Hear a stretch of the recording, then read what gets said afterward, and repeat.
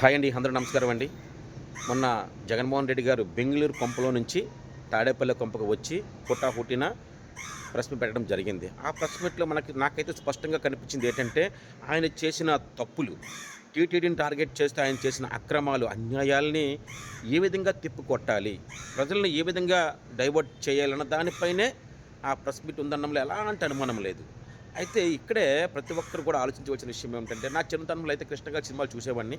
ఆయన ఒక పాటలో ఆయనే జడ్జి గారు, ఆయనే లాయరు, ఆయనే ముద్దాయి.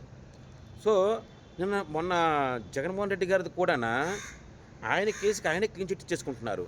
ఆయన కేసు ఏదైతే ఉందో కల్తీ లాంటి వ్యవహారం, ఆయనే ఆర్గ్యుమెంట్ చేసేసుకుంటున్నారు. ఆయనే జడ్జిమెంట్ ఇచ్చేస్తున్నారు. ఆయనే ముద్దాయి కాదు నిర్దోషి అని చెప్పేసి ఆయనే డిసైడ్ చేసేసుకుంటున్నారండి.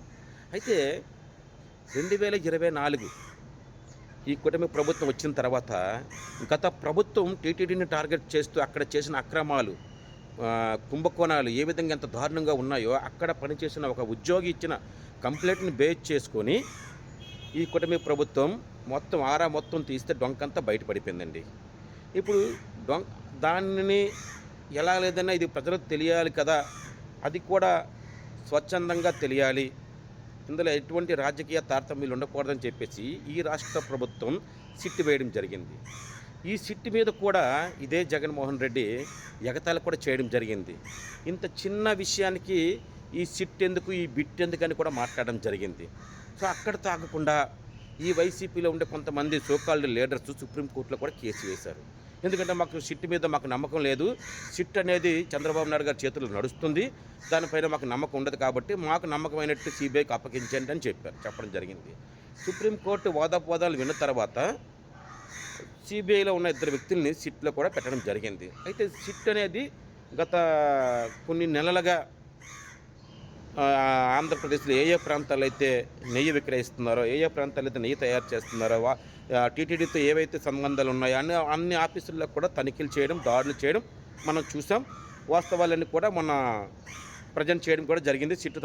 సిట్లో ఏముందో, ఎలాంటి దారుణాలు మనం చూసామో, ఎలాంటి దారుణాలు గత వైసీపీ ప్రభుత్వం చేసిందో అవన్నీ కూడా బహిర్గతం చేయడం చూసాం మనం.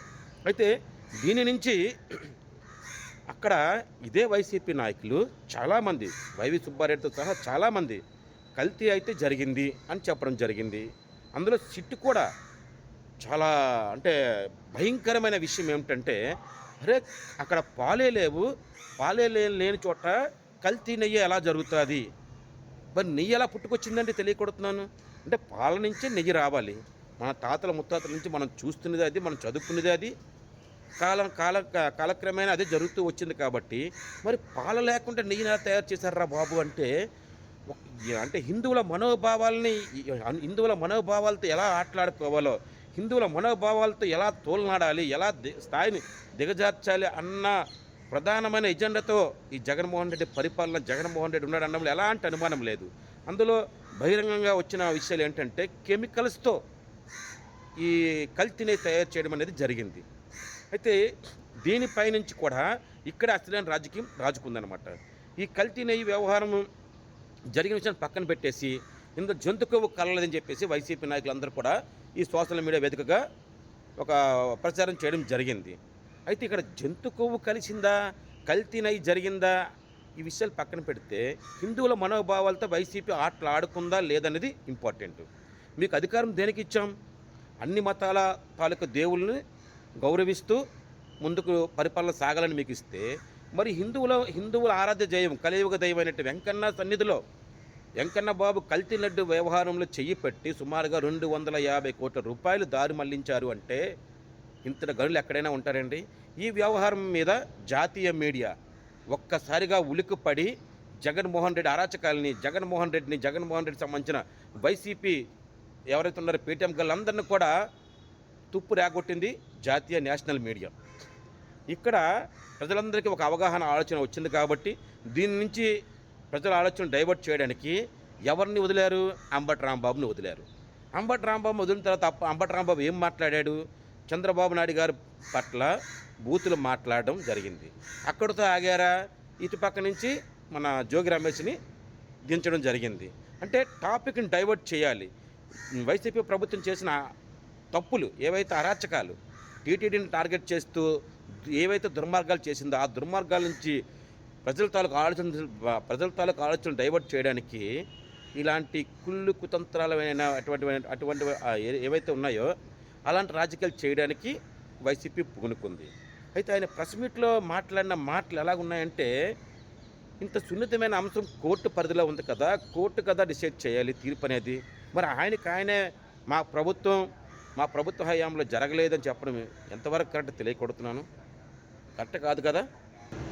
అక్కడికి సుప్రీంకోర్టు ఏదో ఈయనకేదో ఇన్ఫర్మేషన్ ఇచ్చినట్టు, అక్కడ ఆయన అక్రమాలు జరగలేనట్టు ఈయన ప్రెస్ మీట్ ముందుకు వచ్చి ఎలాంటి అబద్ధాలు చెప్పాడంటే అలాంటి అబద్ధాలు చెబుతూ,